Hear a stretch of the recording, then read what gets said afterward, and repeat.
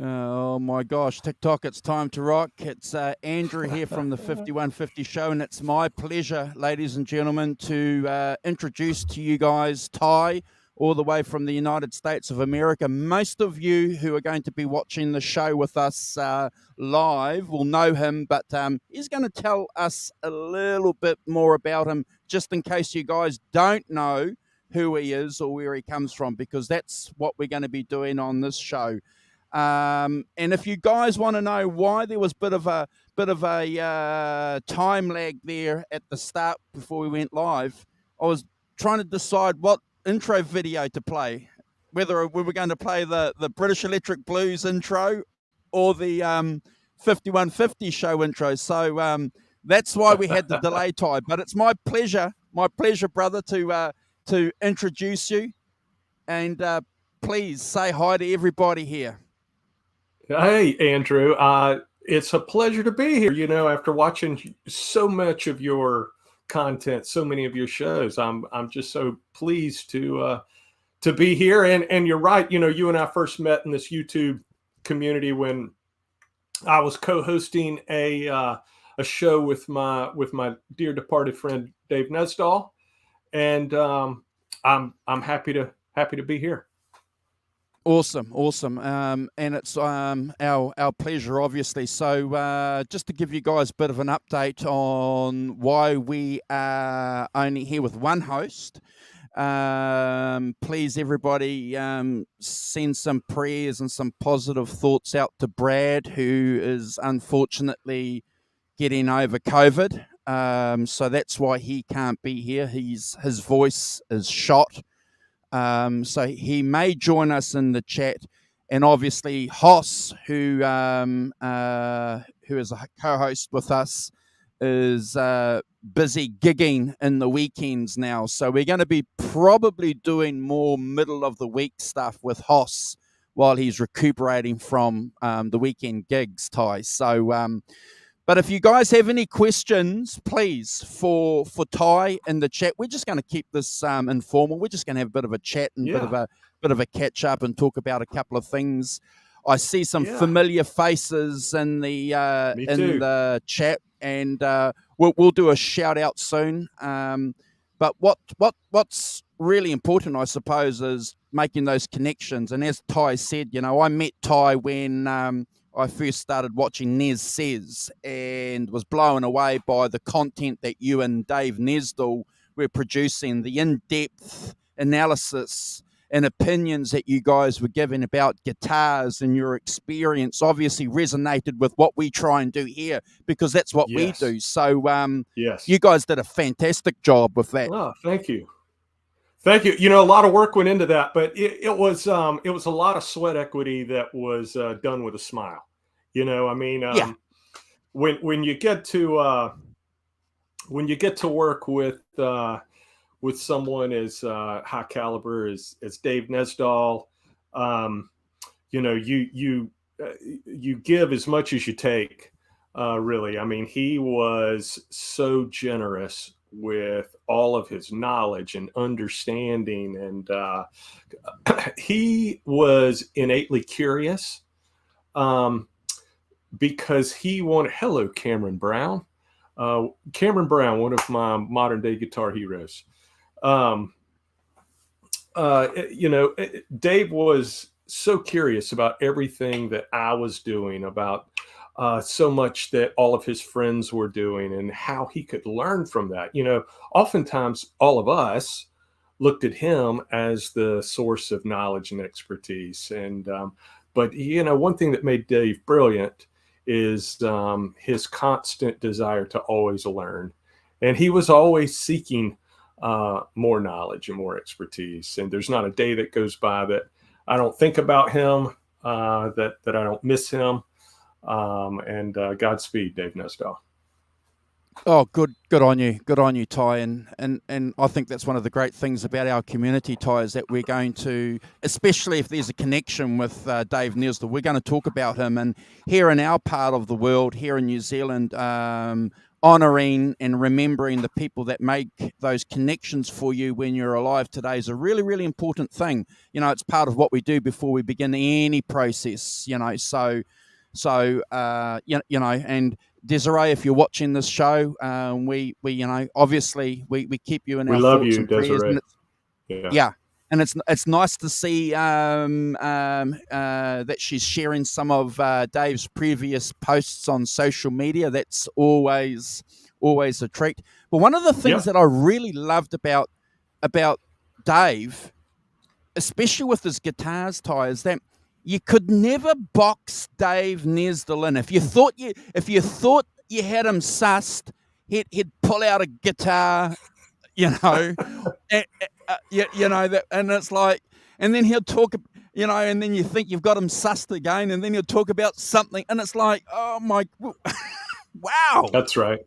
That's right. He was always full of surprises. And, like I said, Dave was well known. I first met Dave in the Van Halen community, probably like most of you guys. And I see, Papa Blue is here, and Cameron's here. Keith Campbell's here. I mean, these are very familiar faces to Ness says every week. And Dave was well known in the Van Halen community. I see Simon Hosford is here, who is relatively new to me. I discovered Simon some months ago, and we can talk about that down the road, because I found his Van Halen 1. Probably like most of the world, I found his Van Halen 1 interpretation to be completely mind-blowing and inspirational. But that's the beauty of the Van Halen community, right? From Dave Nesdahl to Simon Hosford. There is so much that brings us all together through the music created by one guy, right? And I'm so thankful for that. And I was having I'm primarily a Les Paul player, Yep. Lots of Les Pauls, my thing. But I've got some Super Strats, and I'm having an issue, and I'm preparing for this Van Halen type thing, and it leads me down the road to this guy, David Nesdahl, who I had never met. And before you know it, the two of us are on the phone. We're chatting through what could be wrong with this guitar. And he offers, hey, Tye, if you want to incur the shipping costs to my house, I'll fix this for you. I'll also take care of A, B, and C for you. Send it right back. And I'm sitting there with the phone, and I'm going, I don't know this guy. Why would I do this? How can this guy be so generous to a complete and utter stranger? But that's who Nesdahl was, and that's how we began our friendship. And he actually began working on guitars for me. And at the time, I had a country gig, and I was doing some sideman work in a popular country band, playing small and medium-sized theaters. And I would send Dave guitars from the road. He'd fix them, ship them back to me. And that went on for quite a while, really until the pandemic began. And then when the pandemic began, Dave was like, hey, you want to do a YouTube show together? And then we wound up doing over 100 episodes together. So it was a lot of fun. I learned an awful lot. Dave Nesdahl forgot more about guitars and the maintenance of guitars than I will ever know. So what a blessing it was to know him. Hey, Kurt, awesome. Good to see you, buddy. Speaking awesome. Of Kurt, I sent him a random talking about how this community is so supportive of one another. I thought that I had heard Kurt mention on air that he was from the Pacific Northwest, and I was heading that way just last week and through the weekend. And I shot him just an Instagram message. Hey, I'm on a guitar safari. Can you make any recommendations? And he recommended this great store, and I wound up going there, spending several hours and several dollars, and that's how this community lifts one another up, and so thankful for it. Thank you, Kurt. Awesome, awesome, brother. I think what you've said is fantastic, and that's one of the great things about this idea of community and collaborations, because that's what we're about here on this channel. And at the end of the day, it's always a wonderful thing, and I've mentioned it many, many times, Tye. The fact that you and I are using the internet and social media and reaching halfway across the world is just always, always an interesting and a positive thing for us, that we can, as music fans and musicians, get together and at least enhance social media by at least keeping things positive. That's one thing that we try and do, and that's one thing that I always loved about what you and Nez did on the show that you guys did together, because you had Nez's perspective, which was that Yeah. technical side of things, but also you would also come in through with that practical gigging musician's perspective, which is going to counterbalance that. And that's one of the great things that we have on our show with obviously Yeah. Hoss and Brad, because both these Right. guys are gigging musicians. So when we do our ranking of the tracks and we're talking about how something was recorded, or why it was recorded that way, or why we don't like it, a gigging musician can offer a perspective and say, well, it was probably done because of this. So you just get that practical balance, Tye, which is always going to be important, and people in our chat like. So thank you for doing that. I'm going to, at the end of the show, if you're watching a replay, guys, I'll attach for you Tye's social media Yeah. accounts to this video, but I'll also attach the playlist of Nez Says from Dave Nesdall's channel on here as well. So if you guys want to go back and look at some great videos when you've got some time, please go and do that. And Dave had such a he had such a extensive performance history. Before Correct. he was just unable to do it, Dave was Yep. very busy. He was Yep. a performing musician. He was very busy. He played several times a week, and he brought a real understanding about what it took to prep from a gig. But we came from it, even though we were kind of doing the same thing. We came to those jobs in different ways. And Dave was probably, I would tell him this all the time. I mean, I would hear these stories and I would see the types of performances that he was involved in, from R&B to, like I went to a God, what did they call it at the Gibson? Gibson Jam. Yeah. It was a Gibson Summer Jam, 2008. I went, and I was talking to Dave, and I actually picked up a guitar on that trip, a custom shop guitar. And I was telling Dave about it. And he said, "Now, were you at the jam?" And I said, "Yeah." He said, "Did you sit in with the house band?" I said, "Yes, I did." He said, "Do you happen to remember what you played?" And I said, "Yeah, we did a version of Going Down that lasted about 20 minutes." Oh, He said, "Tye was in the house band." I said, "You're kidding." He was like, "Nah, I knew." I said, "And we didn't meet. We didn't meet." He said, "No, I was in the house band." Dave had a picture of him in the house band, and I had a picture of me exiting stage right oh, that same day. That's how kind of cosmic some of these connections can be. And turns out, Andrew, that was 10 years before he and I actually made a phone connection. wow. I know, isn't that Wow, wow, cool? wow. Wow, wow, Yeah. wow. Hey, speaking of cool, I'm going to do a quick shout out to everybody that's in the chat while I've got a chance, guys. So in the chat, we've got a great friend of our channel here with us, Tim Thomas, Papa Blue, thank you for joining us. Keith Van Halen Campbell is here. Leo, thank you, brother. Thank you for jumping in. We have Helene O'Hara all the way from Melbourne, Australia, in with us. We have also Cameron Brown, who you mentioned earlier. all the way from Scotland. Fantastic player. Please go I and mean, he check out is Cameron. next Yeah, level player. Next level. yeah. Everybody knows who Cameron Brown is.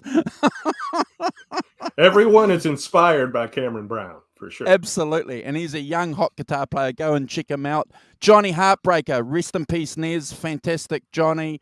Thank you for that. Simon Hosford, our co-host here on the 5150 show, who we will do a show with on Wednesday, New Zealand and Australia time. So we're going to spend a couple of hours with Hoss talking about the situations that have happened since his wonderful, epic EVH tribute that they did at the Corner Bar in Melbourne. Oh, at least over a month ago, and also what Hoss has been doing. So everybody will be tuning into that. Please join us. If you can't join us live, go back and watch the replay. Robert Redford, another good friend of the channel. Thank you, brother, for joining us. Ellen, thank you. Awesome. Who else have I missed here? I think I've got everybody. Kurt 5150, thank you, brother. Thank you guys for joining us. Sandra Porconi, thank you. Hey, Sandra. You guys are fantastic. And we have Greg Roberts Tune. So I'll do another shout out at the end of the show, guys. We always try to acknowledge everybody in the chat. If I do miss your name, forgive me. It's never intentional, but when you've got guests on and you're trying to ask some questions, it's a little bit difficult to focus on everything at the same time. I'm sure you guys will be patient with me. So Tye, I suppose the key thing that people always like when we get guests on and people are always interested in is the musical journey that we all take, and more importantly, those first steps. You know, what inspired you? What band? What album? What got Tye into the guitar and music, brother? You know, if I had to pin it all on one person, I'd have to pin it on my mother. Wow. I was blessed with a mom that had an amazing record collection. Wow. And I'll tell you, it really fell into two categories. It was British blues, British blues rock, or American Southern gospel.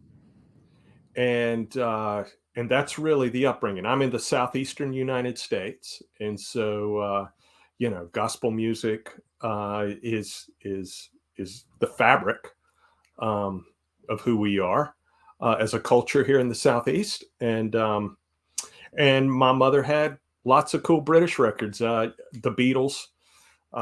She worshipped the Beatles, and that became the soundtrack of my childhood. And it just began stepping through from the Beatles to the Stones, Cream, to Clapton, venturing into the Southern side, Elvis Presley, Aretha Franklin. I just had a mom that had an amazing set of records. And when I was a kid and I discovered this comic book band called Kiss, when just a second, third grader, I asked her for a record and she said, yeah. And before you knew it, I had Destroyer in my hands, and then Destroyer led to Love Gun, and that led to Rock and Roll Over, and that led to Alive and Alive 2. And my mother took me to my first concert when I was in the third grade. So I must have been, what's a third grader? 8, 9 years old. So I saw Kiss in concert on the Kiss Alive 2 tour. And that was it. From that moment on, I was a huge music fan. Great. And my mom had this record called Are You Experienced? And at this point, I'm listening to Kiss, and Ace Frehley is my guy. And he's the best guitar player on planet Earth, as far as I'm concerned, until I put on that record. And when I put on that and heard Jimmy doing that, I was just, it was like game over for me. And I knew that there was something about the guitar that I was drawn to. And not long after that, I asked my mother for my first guitar, and she and my father got a guitar for me, and it was this small, short scale acoustic guitar. Still have it, Yep. and the wood's probably not even real, guys. I mean, we're talking. This is 1978, probably. I'm into sports. I'm playing baseball at the time. My dad's saying, yeah, he's probably a sports guy. This music thing, I don't know if this music thing's going to stick. Yada yada. Let's get him a cheap guitar. So that's what I got, cheap guitar. And it was, man, it just began me on a journey, and I learned 5-6 cowboy chords. I remember the very first chord I ever learned was a G chord. And learned 5-6 cowboy chords, and I could play some some folk music roughly on that, and that just started the ball rolling. By the time I was 12, I had my first electric guitar. Wow. And it was just this really cheap Epiphone guitar, and the strings were this high off the fretboard. It was so hard, right? It was so hard to play, but I had an electric guitar and it was noisy, and I connected with that, and that led to a Strat, and and then down the road I went.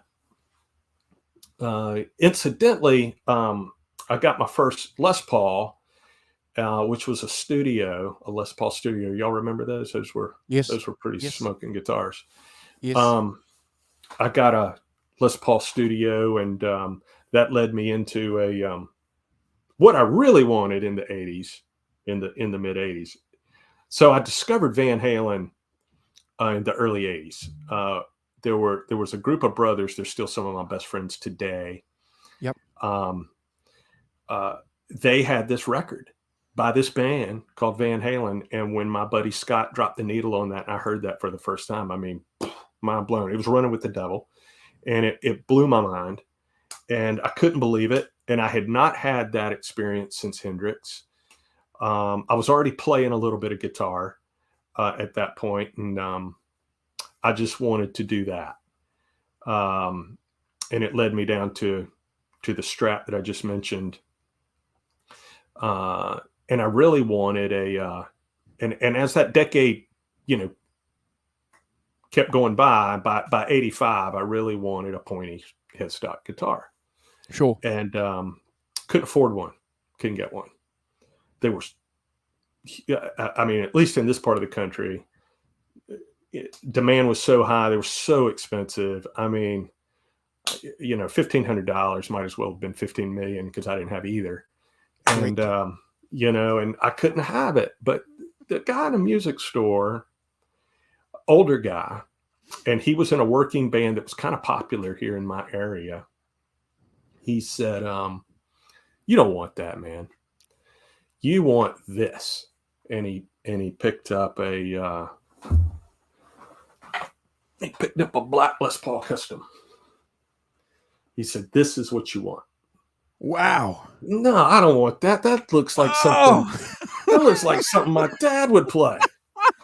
No, man. You want this used Les Paul Custom. So I was like, are you sure? Are you sure? He was like, listen, I'm going to make you an incredible deal on this. And he did. And I did. Wow. And here it is. Still here. And it's a good one. And that was my, that's kind of how I got into Les Pauls. I had the studio, I had this. All of a sudden, I'm a Les Paul guy. But then I realized that a lot of the things that I just loved early on, right, were played by Les Paul players. You had Ace Frehley playing Les Pauls. I got this record by Thin Lizzy called Thunder and Lightning that Mm-hmm. had insane guitar playing on it. I Mm-hmm. later learned that was John Sykes. Mm-hmm. And then began my lifelong infatuation with Sykes, at least guitar wise, tone wise, playing wise, uh, and then it kind of led me to uh, what I kind of my gig today, most notably in a GNR thing, playing that kind of guitar with those kinds of songs, that type of phrasing, those types of chord progressions, and musical structures are all very, very familiar to me. And so I'm just kind of comfortable and at home at it. When Dave and I would talk about it all the time, I was always pursuing cool new super strats. And I love Sirs and Tom Andersons, and I love those guitars. And Dave was like, "So you're gonna get another Sir?" "Yeah, I think I will." "But you're a Les Paul guy." I was like, "Yeah, but I got a lot of those." It's so I need some more strats. But Yeah. I at the end of the day, I just kind of like them all, right? So, but my first paying gig as a musician was actually as a bass player. And Wow. so in the late 80s, I went to my mom and I really wanted to join a band. And like, look, guitar players were everywhere. And one of my best friends was one of the best players around. And so I wasn't going to snatch a gig from him. And I went to my mom and I asked her if she could loan me some money so that I could buy a bass. And she did. And I bought a bass, a great bass. And it was USA PV at the time made something called a Foundation, Yep. which was kind of their entry level. It was a bolt-on bass, and it was an entry level guitar. But Rudy Sarzo was kind of hip to playing them when he was touring with Whitesnake on the '87 Yep. record. So look, if it's good enough for the guy that used to play with Ozzy, it's good enough for me. So I got that. I got a GK. I actually bought Duff's GNR GK rig, and immediately joined a great band as a bass player, and learned a ton about being in a band, writing songs, getting in a van with four of the guys that smelled bad, and you know, and playing gigs, playing shows, and that was just invaluable experience. And when that experience ended, just moved right into. I discovered that my strength really as a player was really a live performer, and that Sure. here's why I believe that at the time, still believe it to this day. I learned material very quickly. I have a really good ear. I am formally educated. I do understand uh, enough about music and music theory that I can have a very articulate conversation with other musicians. But I learned things really quickly, right? And so Sure. if you got a weekly gig and you're adding 10 new songs this week, you got to have players that understand what that means, and how to pull something like that off. So I immediately jumped into a working band and learned lots and lots and lots, hundreds of songs, really. Cool. And nothing puts it under your hands like actually going out and playing. And that's what it is. And I've said this 100 times. I said this on This Says a ton. I don't believe that playing guitar is any special or revolutionary thing. I think you get out of it what you put in it. There are obviously other factors that are involved. I'm gonna meet people that have better dexterity than I do. I'm gonna meet people that have bigger hands than me, longer stretches, that can pull Yep. off certain fretboard gymnastics that I can't do. That's not what I'm talking about. I'm talking about like playing guitar. Yep. So we all have different levels of ability. I'm never going to be Cameron Brown. I'm never Yep. going to have, my hands are never going to be that synced up. God bless him that, you know, for what he's able to do like that. But playing guitar, anyone can learn to play guitar. I think the key for all guitar players is to really understand that we're all on our own journey, and that what makes me happy is not necessarily the thing that's going to make you happy. And I don't have to apologize for that, and you don't either. You pursue what you want to do, and I'll pursue what I want to do, and that's where we're going to find our joy, right? And Correct. hopefully I can share my story with you, and you can share your story with me, and we can learn something from one another. The greatest benefit that we have from one another is if I can find players that inspire me. Sure. And now we have the internet, and I can look Correct. around and I can find guys that inspire me, right? Simon is the latest cat that I've discovered that really inspires me to God. You know, my grandfather used to say, if you want to know if somebody's good at something, all you have to do is look at them do it. And if they make it look effortless, then they've mastered it. He played Van Halen 1 and it didn't even look like he was trying. I mean, it was amazing. And it sounded great. And I immediately ran out and bought all those profiles that he was using, loaded them in my Kemper, and somehow I didn't sound like Simon when I was playing. I sounded like me. But I can find inspiration almost anywhere. You know, Bent Tom is here. Tom went to the University of Miami and studied jazz, right? That, you know, understanding his background, where he comes from, is inspirational to me. I want to go out and make that part of my playing life better. Neil Daly's here. Neil inspires me with the care and the craft that he brings in making these instruments. He's actually making one for me because you know, I knew immediately after. And look, at this point, I'm talking to Nesdal, right? And I'm telling Sure. him I'm hiring Neil to build my guitar. Yep. And I found inspiration in what Neil was doing, and believed that he could build the guitar for me. Look, ageism is alive and well in our industry, in what we do and how we do it. I can find inspiration in a player like Caleb Rappaport that had a vision and a dream, and he went out and did it, man. And you know, he's north of 50. That is inspiring. Correct. So there's inspiration everywhere we look if we just kind of open our eyes, you know, and go find it. At the end of the day, when I pick up this guitar, I should have a great time doing it, right? I should have fun doing it.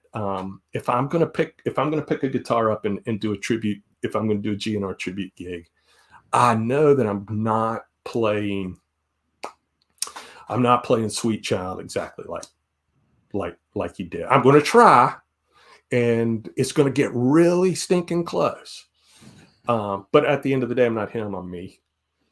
Hopefully I can just fake him good enough to get through the gig. Or if I pick up this Stripe guitar and I'm going to play Somebody Get Me a Doctor, I know there's a good chance that I'm going to drop some of those harmonics in the solo, or I'm going to play them in the wrong order. I'm famous for doing that with Van Halen. So that's okay. You know, I don't think Ed would care. The fact that I found that inspiration, you know, from those songs is probably what he cared about. You know, you had Charlie on last week, and Charlie's told me several stories about how he has been able. Charlie's another guy that I look at and just completely inspired by, because he can channel Van Halen into whatever he's doing.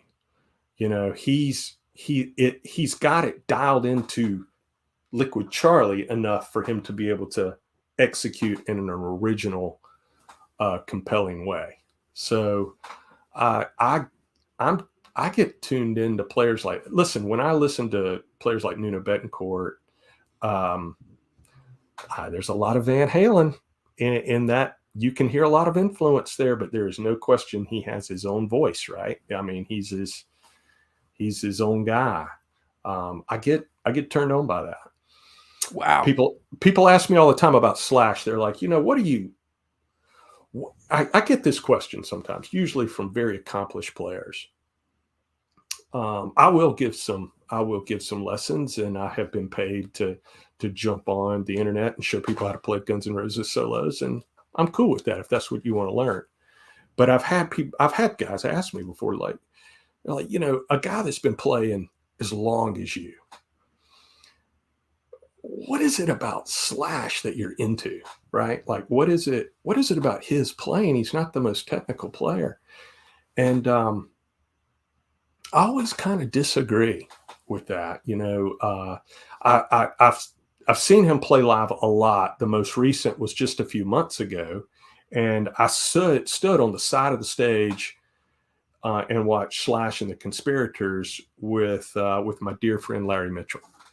And the two of us stood right there. And Larry is arguably one of the best technical players walking planet Earth right this minute. And both of our jaws are just on the ground because this man plays with such feeling and emotion. And if you've never seen how aggressive he is, for all you Van Halen guys that are out there, this guy plays with that level of aggression. He goes for it. He's got a Les Paul slung this low, tuned to E flat, 11 to 49, and he's digging in, and every note matters. That's inspiring. I don't know a ton of guys that are playing like that right this minute. Wow. Ladies and gentlemen in the chat, haven't we just been witness to some wonderful insights and opinions from Tye?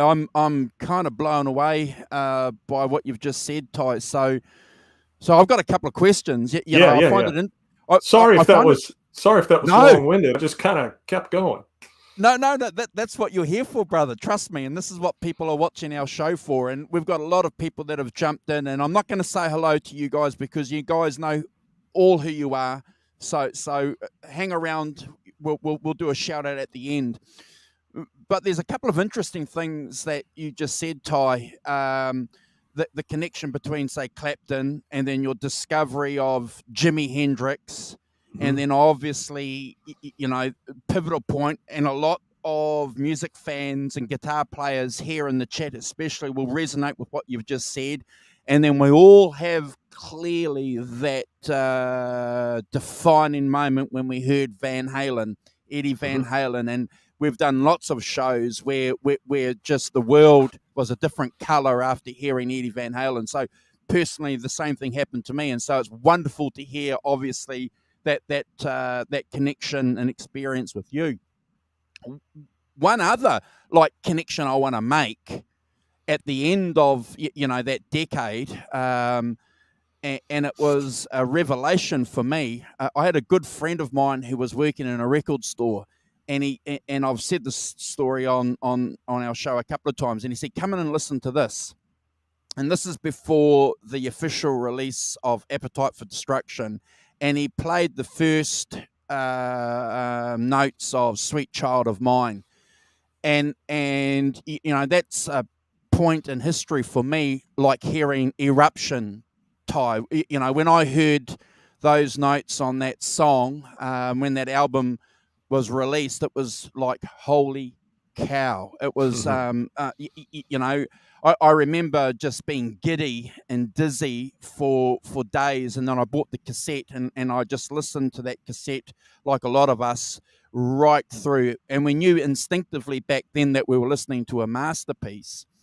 But what I liked particularly, because you got to remember this, back in the olden days, ladies and gentlemen, we didn't have the internet. So we had the pictures of what Guns N' Roses looked like, but it wasn't until we saw the videos, Tye, which came out a little bit later after the album had dropped here in New Zealand at least, and then when we saw Sweet Child of Mine, that attitude that Slash had, yeah, that's what I fell in love with. Yes, I love the guitaring, I love the music, I'd been exposed to that Tye, but that attitude, man, I Oh loved yeah. it.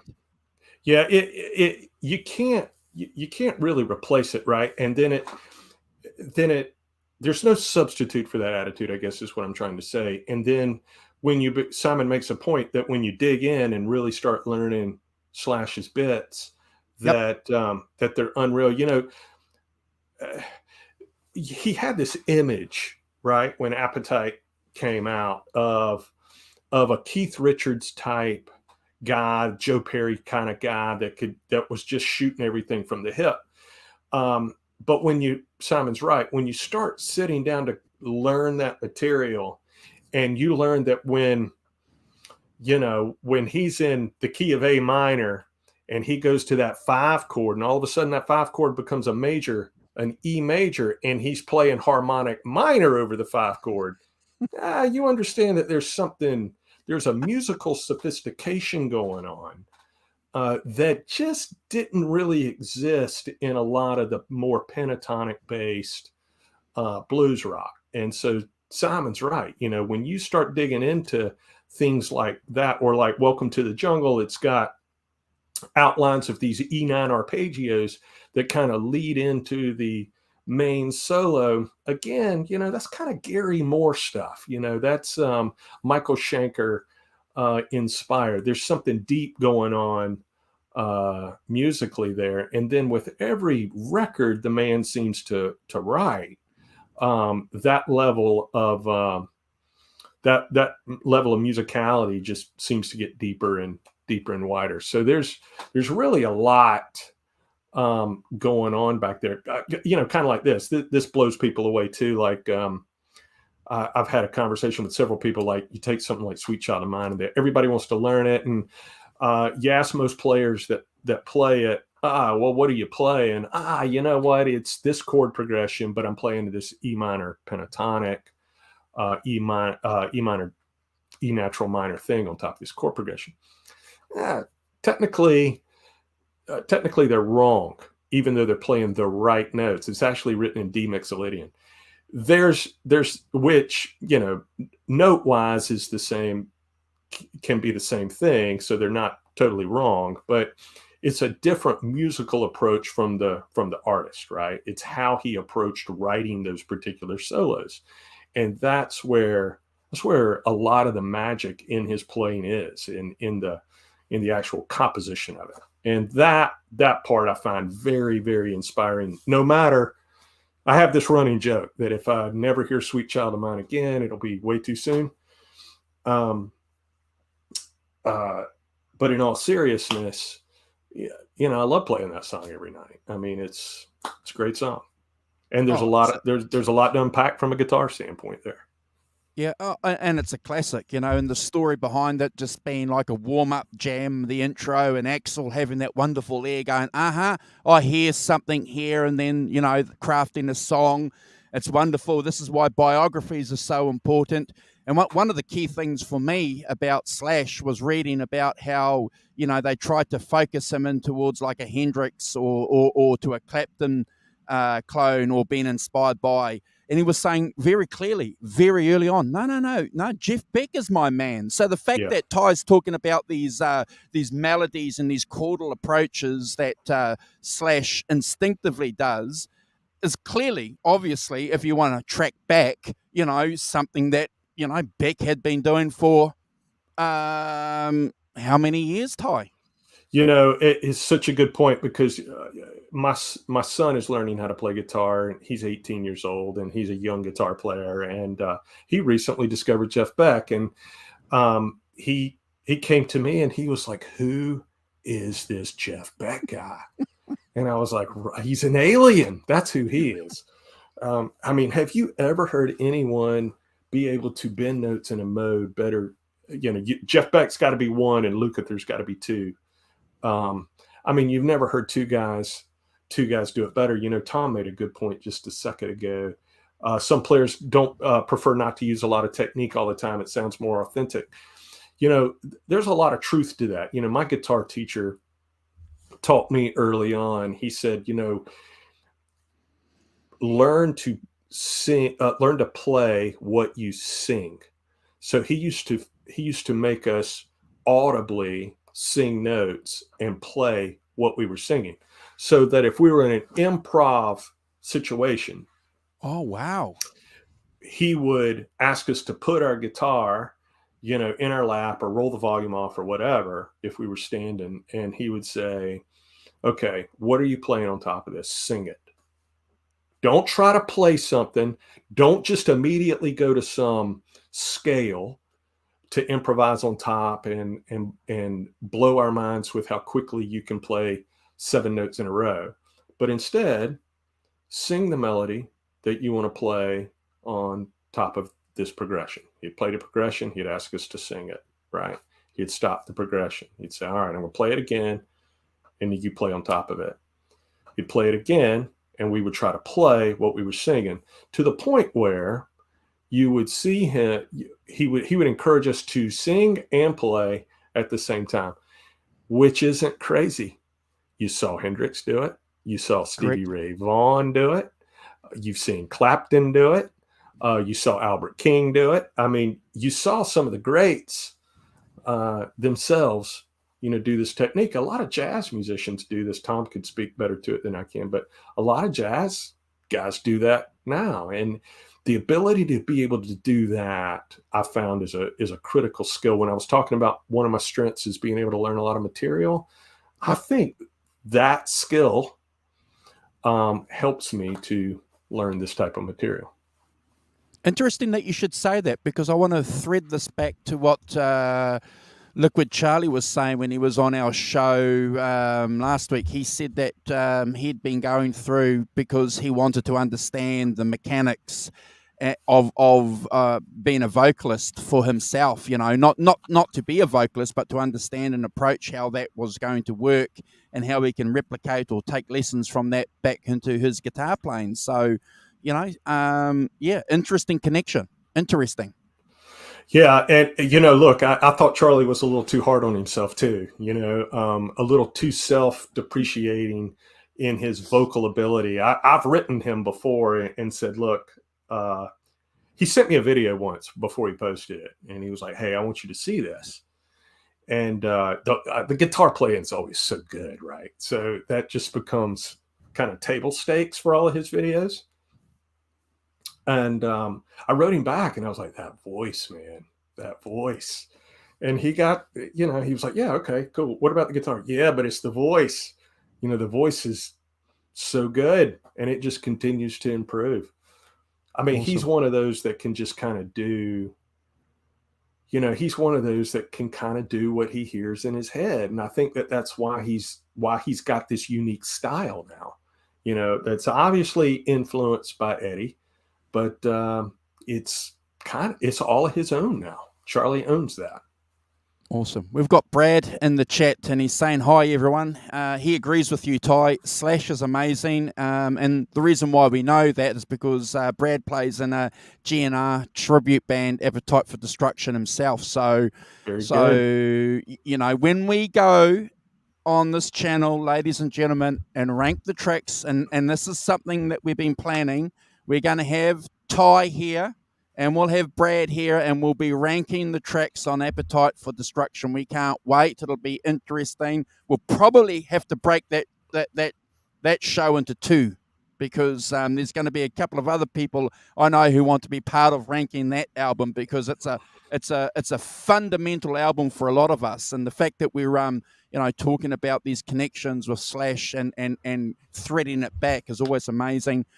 Bent Tom, thank you very much for the donation to the channel, brother. We appreciate it. You guys are fantastic. But yeah, I look forward to doing that ranking, Tye. So we'll get you back for that. That'll be great. And Brad, good to see you in the chat. I hope you feel better soon. Yeah. He's getting he's going to try and get himself better, because we've got a show tomorrow. We're going to get we're doing a buzz session on Clapton's latest, this reissue, the official release of this 1970, sorry, 19 95 gig. And Chris Hunter, I'm going to get in trouble because I agree with you that Appetite is almost untouchable. And we used to have this running joke on Ness Says that what is the greatest debut album of all time? And you know what my beloved Van Halen brethren are going to say, and and even though Eddie is my all-time favorite guitar player, I believe that Appetite for Destruction is the greatest debut record ever made. No argument. No argument from us here on the channel, because we've made a lot of comments about that album, Tye, over the years that we've been running this channel. Certainly in my top three. I'm going to say, take it a bit further and say that every single song, there's no dud songs on that album. None at all. And if you guys are really interested in how they recorded that album, go and read Slash's biography. It's just absolutely amazing. On a guitar, Tye, that wasn't even a Gibson Les Paul, on a hired Marshall amp. It's just it absolutely true. And there's even some debate as to which non-Gibson guitar he actually performed most of the record on, because we know that there was more than one in there. I think it's widely believed that it's the Derrig version, the Chris Derrig replica that he did. But he also had a Max Burst at the time too, and there are photos of him with the Max Burst inside the book. There's a book called Reckless Road that a photographer named Mark Cantor shot that has Slash with both of those replica guitars at the time. So there's even some debate which non-Gibson, but also if you think about that from a guitar perspective, right? Here's a question.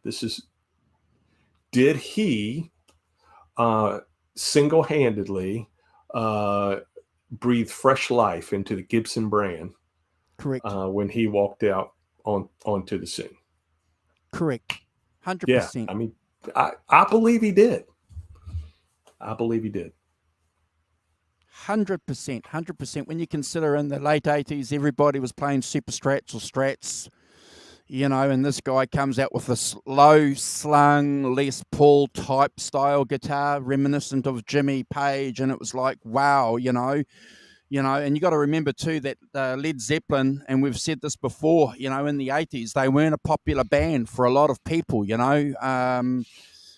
so yeah, I firmly believe, that's my opinion. I've got a question for you, Tye. Why do you think Slash deliberately steered away early on from Gibson Les Pauls and approached these copies? I mean, I who knows? I'd love to ask him that question one day.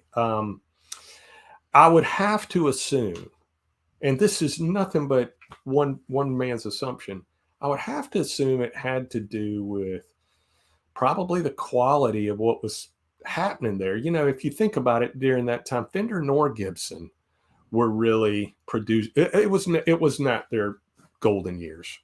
Sure. And for either legacy guitar brand at the time, right? And so that allowed this entryway into the market for the Charvels and Grover Jackson and Kramer, to come right in.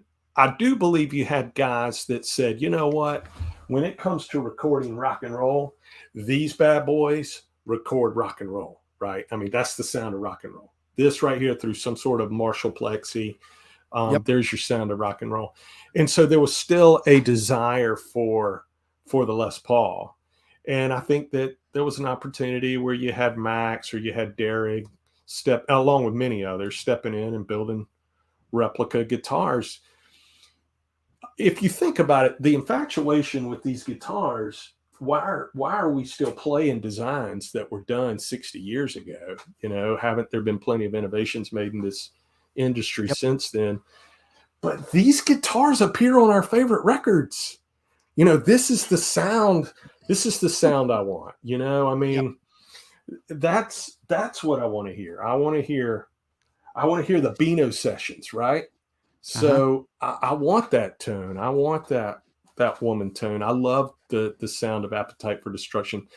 That's a Les Paul custom with a Mason Marshall mixed together on that 87 record. And how many of us didn't listen to that Whitesnake 87 record and go, that is the holy grail rock guitar tune right there. That's a Les Paul.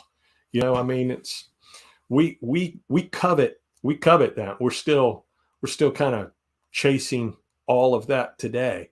And plus, there's an old saying, you never lost a gig by taking a Les Paul. I mean, it still works, right? It still works.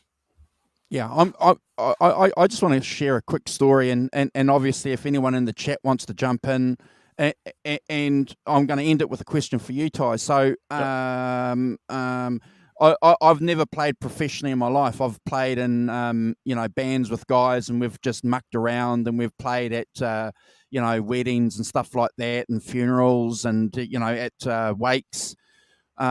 Did one a couple of years ago, and just with some friends, and always loved the power of playing the guitar, especially in a group situation that you mentioned earlier on. There's nothing like it, playing with a couple of guys. It's just fantastic.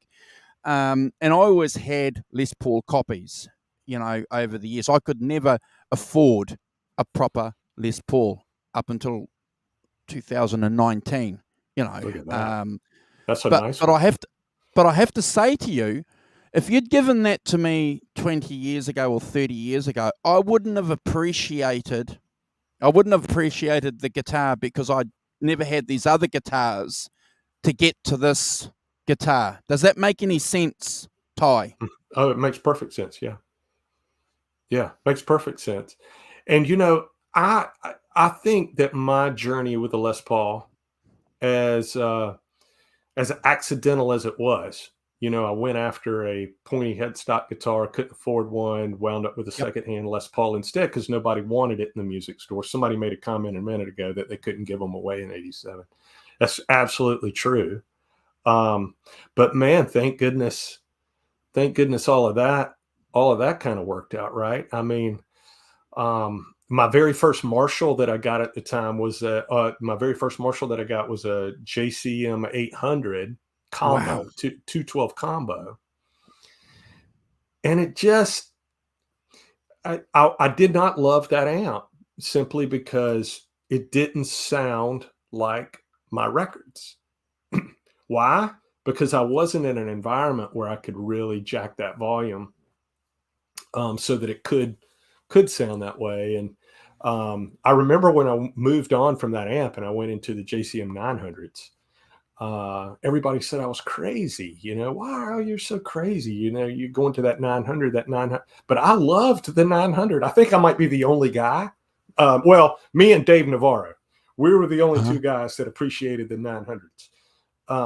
But I always got the 900 to work with me and a Les Paul, or at least work with me well enough. I was good enough. And, I found my way into some other things. I found my way into PRS and Mesa Boogie for many, many years. I played PRS and Mesa Boogie. And I still have several boogies. I still have 4 or 5 boogies. And they're great amps. Love them. But we always kind of come back to what we know. And when I met David Friedman and got tuned in to what he was making, my amp life just kind of went back to where it began, right? And I went straight into the Friedmans, and that's the sound of a guitar to me. A Les Paul into a Friedman, and for me, I don't know that that'll ever change. I think I'm just kind of back to where I started.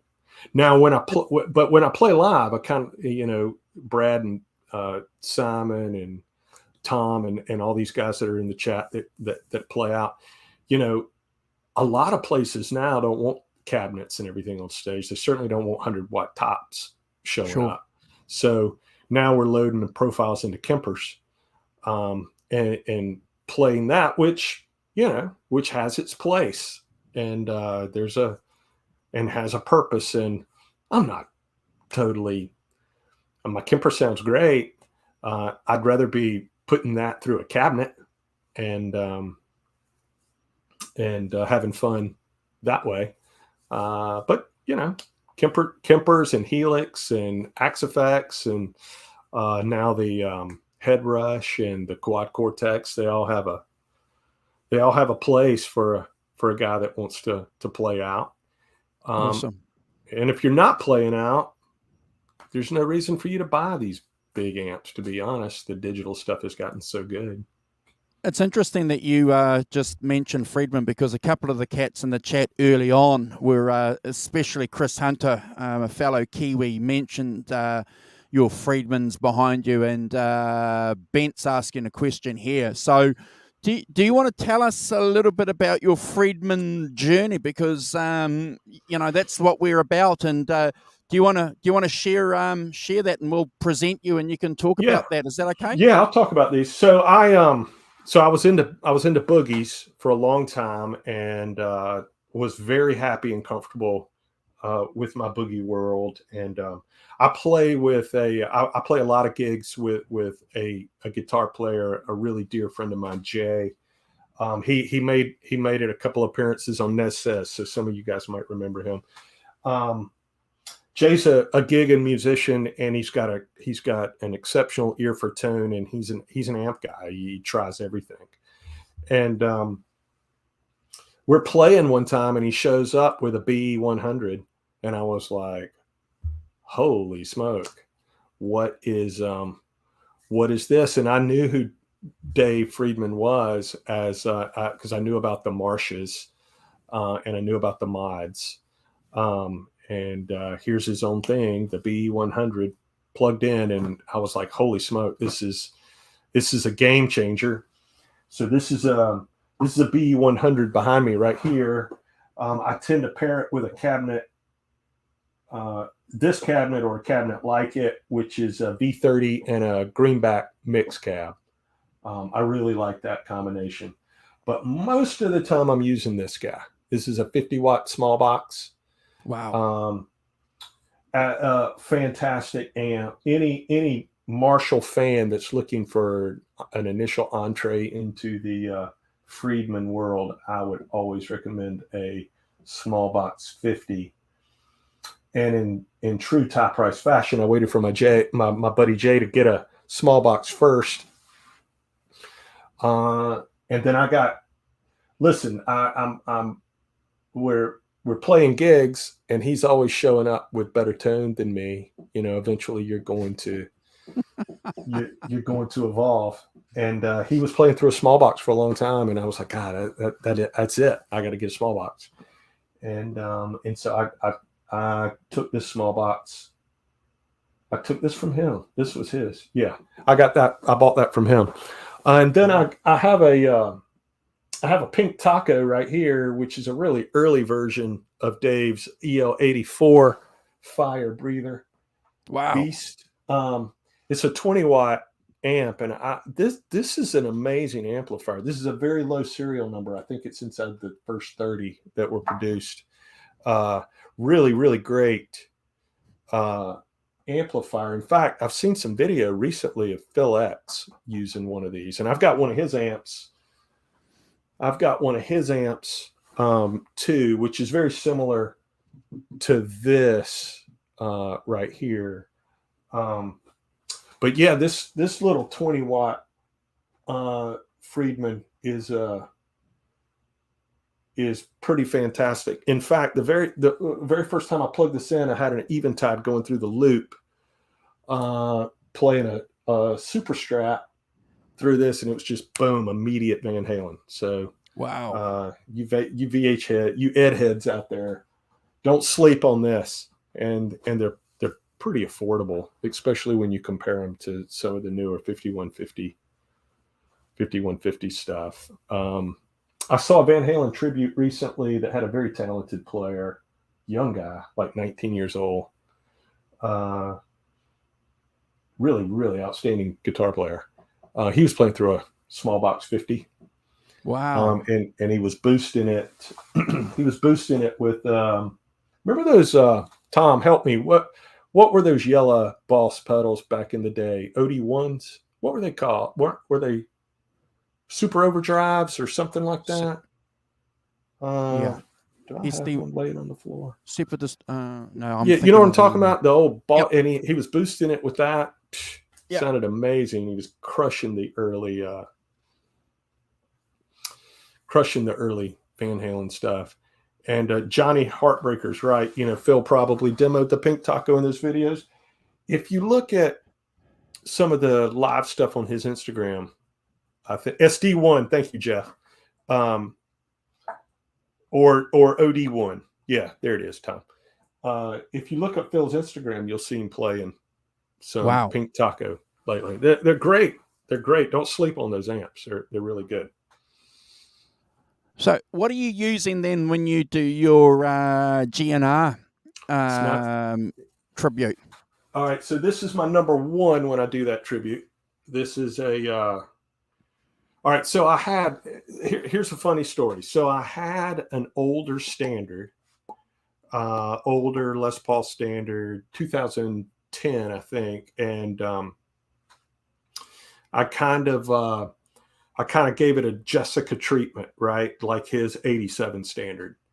And it went with the Seymour Duncan Alnico 2s and Tone Pro'd everything here. I put an RS Guitar Works wiring harness in it, redid the nut, and made it my main G&R guitar. When these Slash standards came out, I decided to try one, and I was always kind of partial to this Tobacco Burst. Mm-hmm. I tried it, and I was like, wow, these are really good guitars. Wow. Very nice guitar. So I took that older Les Paul that I had that I was doing the gig with, and I sold that, and I bought this one. And so I'm using this guitar this is my number one on the gig. I did buy a backup guitar. I bought the Appetite Burst for the gig. I yanked the Gibson pickups and put the Seymour Duncans in. So these are Seymour Duncans here, but that's the only change I made. And this right here is a 21 Slash standard. This is considerably lighter than the Tobacco.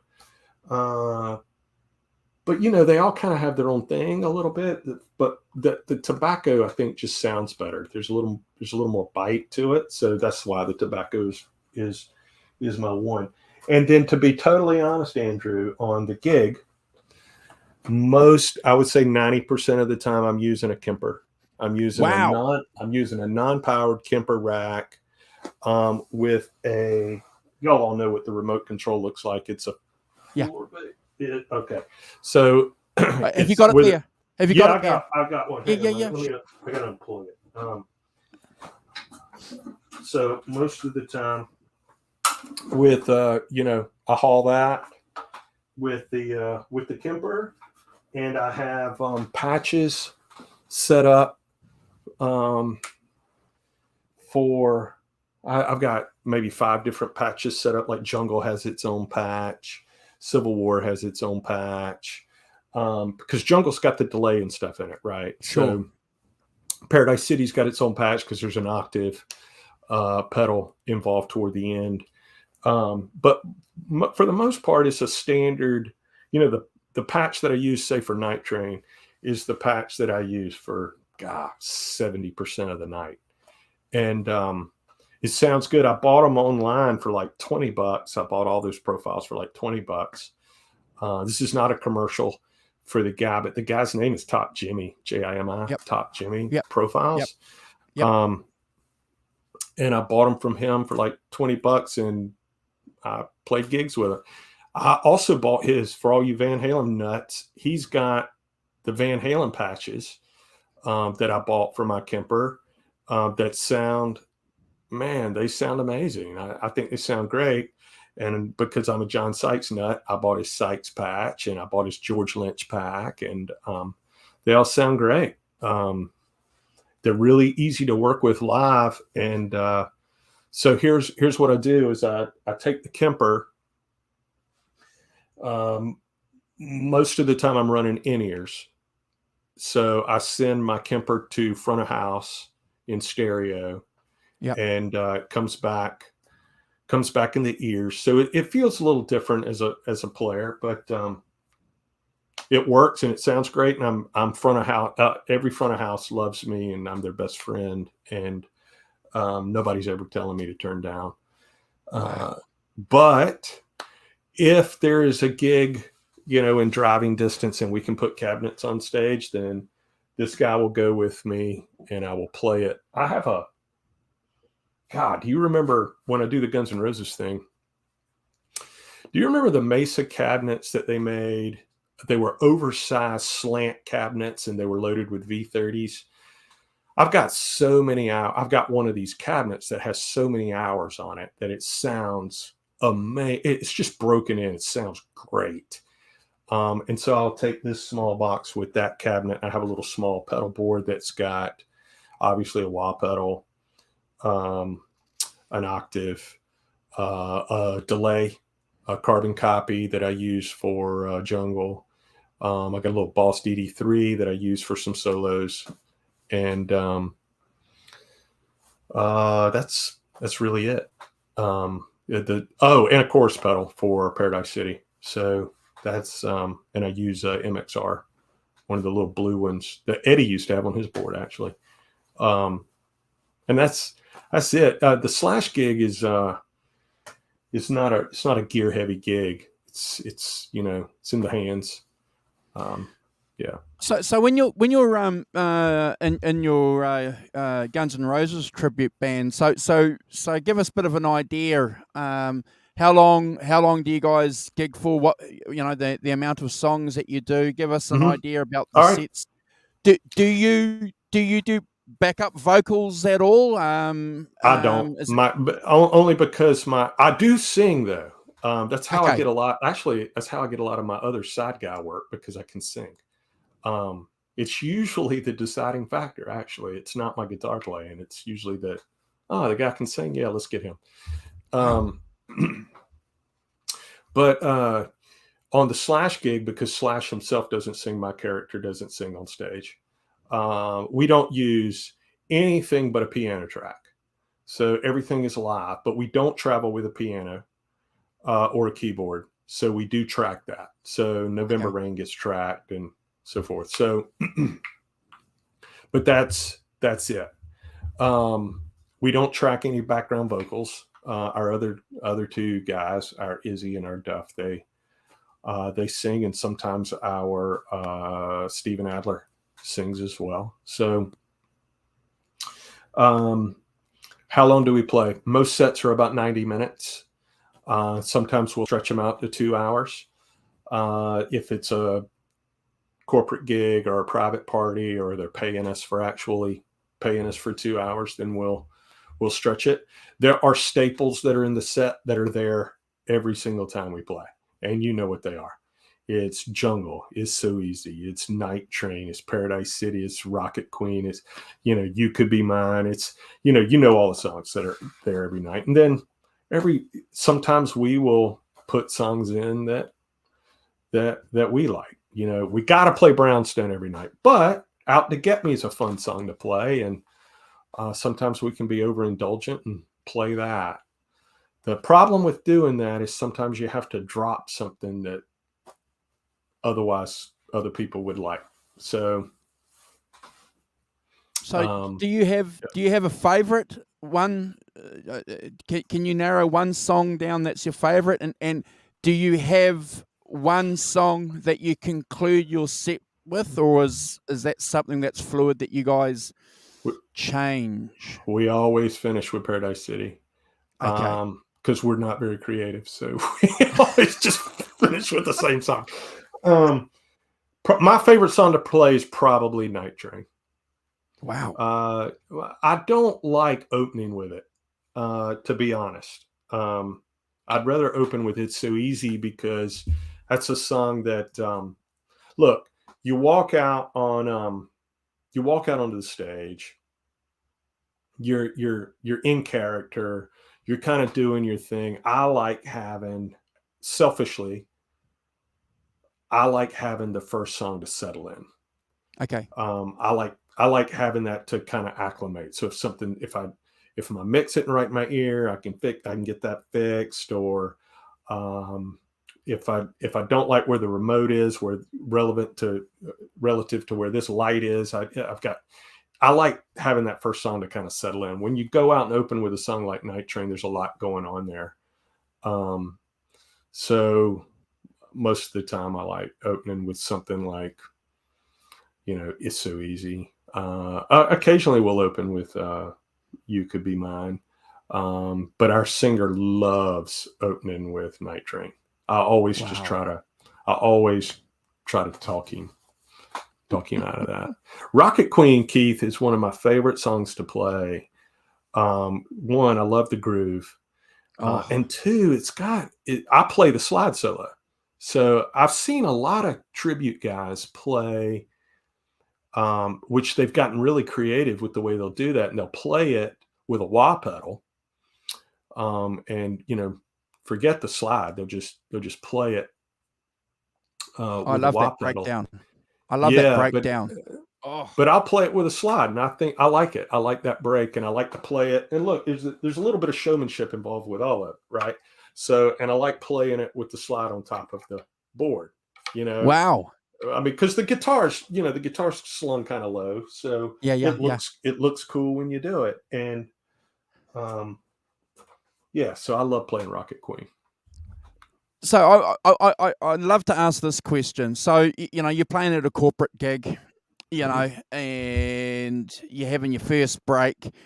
Mm-hmm. Do these guys come up to you and they go, "Oh man, I can't believe how good you are," and they want to talk tech stuff to you, and all you want to do is just have a Coke, but they want to talk to you because you're playing. I get encouraged when I consider myself to be very lucky to this is not how I make my living. Sure. So I consider myself very lucky to be able to go out, play my guitar, and someone appreciates it enough to pay me. Okay. And so I get pretty excited when some guy comes up to me and says, if only my guitar, I play guitar. Dude, I play guitar. I bought a Les Paul last year. Or I bought an SG last year. And man, you know what? If I could just play the solo to Sweet Child of Mine, world made. And you look at the guy and you say, you know what? You could do that. If you put enough time in, you can do that.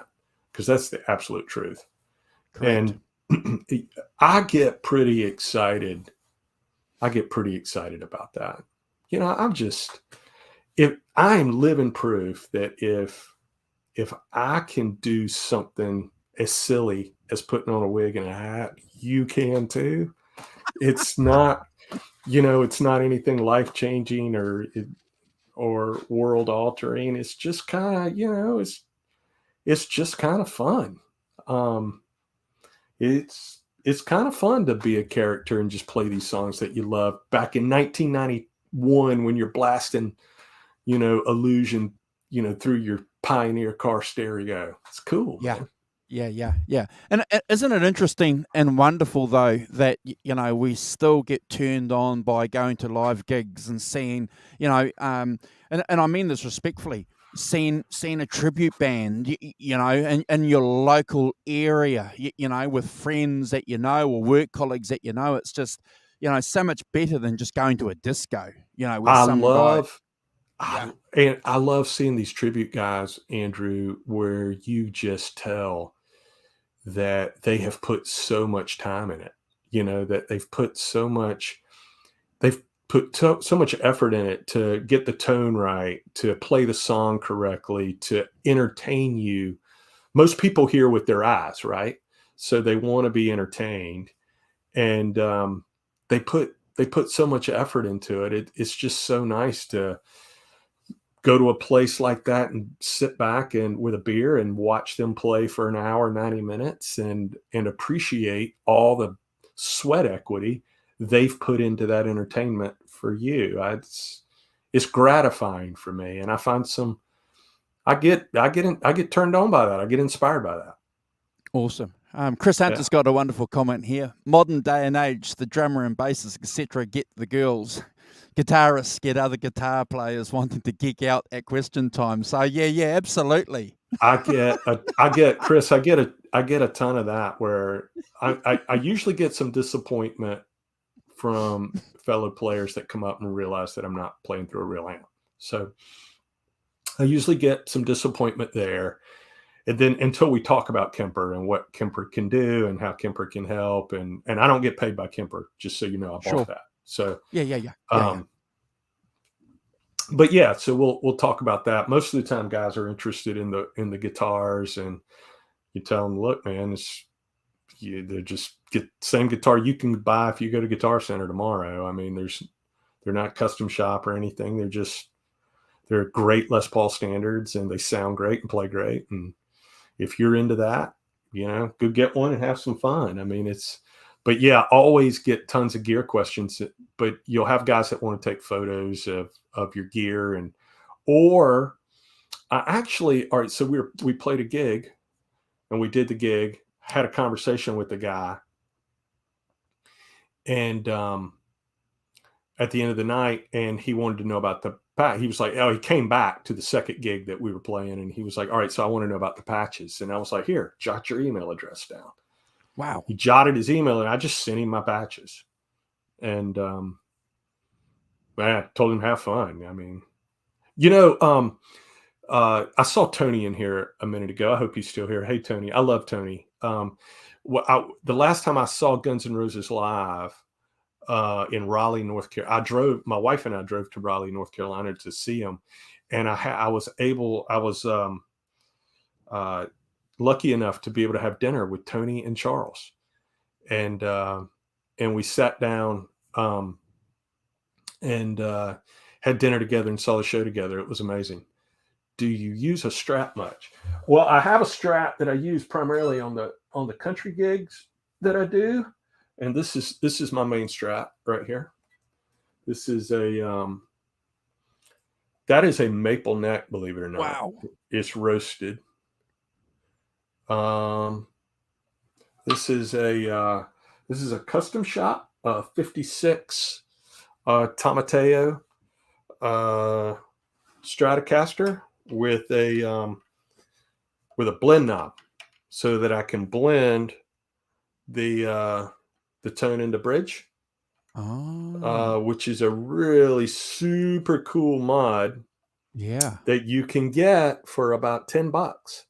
Wow. You can put it in any Strat, and Mojo Tone is who I got this mod from, and in fact, I'm pretty sure they are the same company that supplies the Fender Custom Shop with these. But this is a end all be all Stratocaster for me. This is so good. I don't know if I'll ever buy another Stratocaster. Wonderful. Yeah, love that guitar. I'm glad you mentioned Fruitcake, Tony and Charles. There's a wonderful comment there by Keith Campbell. I just want to remind people, if you're watching us live and if you're watching us on replay, because we're fortunate and very lucky, Tye, to get a lot of people that come and watch us because of this globe that we live on and all these different time zones that we have. So people come back and watch a lot of our videos, and we're always thankful and grateful and humbled by it. So I want to remind people, if you go to our community page, please, and our channels page. And on our channels page is all the friends that are related to our channel. Please go and subscribe to everybody on that channels page. And if you're watching and you want to put your channel, because we're about sharing channels here on this show, if you want to be on that channels page, just let me know, let Brad know, let Hoss or the Rock Professor know, and we'll get you on there. It's easy for us to do, and that's the least we can do. But our motto on this show is to subscribe. Go and help people subscribe to their channels. It's really important for a lot of the channels that we are friends with to get to 1,000, because once they get to 1,000, things start opening and happening for them, Tye. And we all know that the effort that goes into producing a channel, and if you can get something, moving forward with what you're presenting to people, it's always going to be a great thing. One of the great things about YouTube. Jay, 7/8, thank you, brother, for jumping in. It's fantastic to see you. Fantastic Wonderful to see you, Jay. Yeah. Go and check out Under the Bus Network. Yes, Under the Bus. They did 2 shows. They're doing a weekly show, so go and check. They're on our community page, and certainly go and check out Fruitcake Tony and his crew as well. Go and help all these guys get to 1,000, and make sure, if you're watching on the replay, say that the 5150 show sent you. That's great. Charles Green is here. Charles, we just mentioned Charles. So yeah, when I went up to so when Heather and I drove up to Raleigh to see GNR, I guess that was in September. Charles and Tony met us before the show, and we sat down and we had dinner together. They were just great guys, fantastic guys. There's Dan of New Jersey. Good to see you. So, do you want to tell people where you're from? Because I don't know if you've done that. Can you do that for us, please, Tye? So I'm in the southeastern United States. I'm in South Carolina, which is on the eastern coast. I am right in the middle of our state. I'm about 2 hours from Jay Hannon at the beach. And then I am about an hour and a half from Charles Green, who is in Charlotte. And then I guess I'm about another hour and a half from the mountains. To put that into perspective for some of you that might have a broad stroke of the U.S., I'm about 4 hours east of Atlanta. So South Carolina, that's where that's where my wife and I live with our 2 kids. My son is leaving the house at the end of the month. He is going to college. He's going to play. Awesome. He's going to study economics and play college soccer about 2 hours from home. So we wish him well. And we hope that he studies and he doesn't, and he focuses on study and sports. So do we. So do we. But there's one thing that I've always loved, and it's just Andrew. This is just I love the Southern accent. I love your accent. love it, Tye. Love Fruitcake Tony's accent. It's just and it's one of the interesting things about America. You've got all these different accents. You had Dave Nesdall's accent, and you've got your accent, and then you've got Ben Coombs with that Canadian accent, which is a little bit different. It's just I just find it, we should do a show on accents. And then obviously you've got me with my Kiwi accent, and then you've got the Australians with the Aussie accents. And you guys have the most interesting, right? I mean, all of your accents are the most sophisticated and interesting of all. But Dave and I talked about our accents all the time, and he loved to make fun of words that I said that sounded funny to him, and vice versa. It was a running joke. And then, I mean, if you think about, I love the point that you made early on in our conversation together about how this community is so far, it's so spread out across the world, Yet we come here and it gets really small, right? Correct. So, one thing that when I was watching Jay's show um, early this morning, I was watching some of Jay's show from, I guess it was from last night. Uh, uh, the point was made about how these guys are in four corners of the United States, right? And that really kind of put things into perspective about how you got people separated by miles and miles across the country, some who have met in person, some who have never met in person, but we all have these common interests, right? And this platform gives us the opportunity to all come together, and that's really cool. That's a really Well, cool thing. if is Jay still here and Kurt's here, because I'm gonna put a little dig in. Their channel might be national, but our channel is international.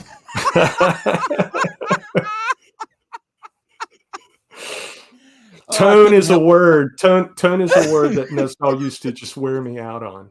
He used to wear me out on that. And man, I miss him picking on me about it big time. Oh, it's funny, but Jimmy Ray Hawkins, Audley Freed is one of my favorite guitar players. I've actually met him several times. First time I met him was in a small town in North Carolina that Tony will know, called Asheville, North Carolina. He was playing with this amazing band in the early 90s called Cry of Love. This is way before he was in the Black Crowes. If you get a chance, check out Cry of Love. That guitar playing will hurt your feelings. It's so good. It's a Strat tone through a crank Marshall, very reminiscent of Stevie Ray Vaughan. Wow, we'll have to check that out. I think I've caused a bit of controversy because Jay is agreeing and Kurt's a little bit. Kurt's saying, "Hey," with that comment that I made earlier. So yeah, no controversy, guys. It's just a fact. Tye, Yes. it's been fantastic hanging out with you, brother. Talking with you. I'm going to give you some last words to say before we go. I do certainly hope that you'll come back. We're going to organise ranking of the tracks. Probably, if you can give me bit of a heads up on where you're going to be over the next, maybe next 4 weeks or 5 weeks, and we can organise and probably get you back if this time suits you. Yeah. And hopefully Brad will be able to contribute and be fit enough, and then we can go through and do maybe ranking the tracks, Appetite of Destruction, if you want to. We'll I'd give love that opportunity. I'd love it. And I'd love it. I'd love to come back. I've told you privately, Andrew, how much I enjoy the content that you produce, and thank you for keeping all of us informed and entertained, and giving us something to watch and listen to throughout the week. And there's so many great content producers. You get Kurt and Jay are here and embarking on a new endeavor. Looking forward to what they have to provide. They are certainly off to a great start. And Tony's here, and Tom, everything that you guys do. I mean, Tony is so faithful in producing several pieces of content every single week. I will just say, as a consumer of all of this, thank you very much. Oh, look, and I appreciate that. And I'm going to say that obviously our channel and what we do is dependent on, some key factors. My co-hosts, Brad, who's in the chat, Hoss, who's in the chat, the Rock Professor, who's asleep in the UK, the guests that we have that come on our show, and also, the people that participate in the live chat, because, we've had in the early days 4 or 5 people in our live chats. Now we've got 23 watching us, so we're always humbled by that. But we want to make this clear to everybody. We're just guys, fans, just hanging out, and we're just offering what we think might be our perspective on things. It's certainly something, Tye, that I enjoy doing. I love getting together, and you develop some good, solid friendships. Even though I've never met Brad and Hoss and Simon in real life, they're brothers, and No doubt. and then obviously connecting with guys like yourself. So we're always humbled by that. And if anybody's in the chat that wants to come on and hang out with us, please do. We're open to having anybody in the chat. That's what our channel's about. It's about, if Charles wants to come on a show, if Sandra wants to come on, Ellen, if you guys want to come on and hang out with us, we'll do anything to get people that have supported us in the chat, Tye, to come on, and we'll talk music, guitars, any day with you guys. And my entire entree to this community came as the result of a broken saddle on a guitar, and I met a man named David Nesdahl who invited me into this community, and so I really have him to thank for introducing me really directly and indirectly to all of you. And so thank you, Dave. Wow. Well said. And that's exactly what it's about. And it's one of the points that the Rock Professor and I said early on when we started doing this channel back about 2018. Music fans and musicians have a responsibility, because we are creative, because we are involving our lives around something that's creative. Let's put that creativity that we have that's instinctively in us into social media, and make social media. We don't have to be hypocrites or anything like that, but just make social media at least a positive place. How many times have we gone and seen videos where a guy's playing Stairway to Heaven, and he's playing his version of Stairway to Heaven? He's gone to a lot of effort to produce his version of it, and someone's going to go there and say, that's not how Jimmy Page plays it. Well, what's the point? What's the point of that comment? There's always that guy. What's the point? Jog on. If you don't like it, go away. Amen. As we say in the South, amen. Amen. Amen. Absolutely. Look, Tye, I'm going to give you the last word. Thank you for hanging out with us, brother. It's been wonderful. Please come back. Absolutely. You're a friend of the channel. And come back and do ranking of the tracks. I know a lot of people will be excited. Helen's she made a comment earlier that she loves Appetite for Destruction. A lot of us do. I think it's a foundation album, and the fact that we're going to have some key guys, Brad and Tye, offer their unique perspectives on these songs, and the album's going to be fascinating and fantastic for the channel. Look forward to it. Thank you very much, Andrew. Bye-bye, everybody. Good night, all. Don't go away anywhere. Tye, stay there, please. Yep. Where's the video? Make sure we play the right one. Actually, we're going to play this one today.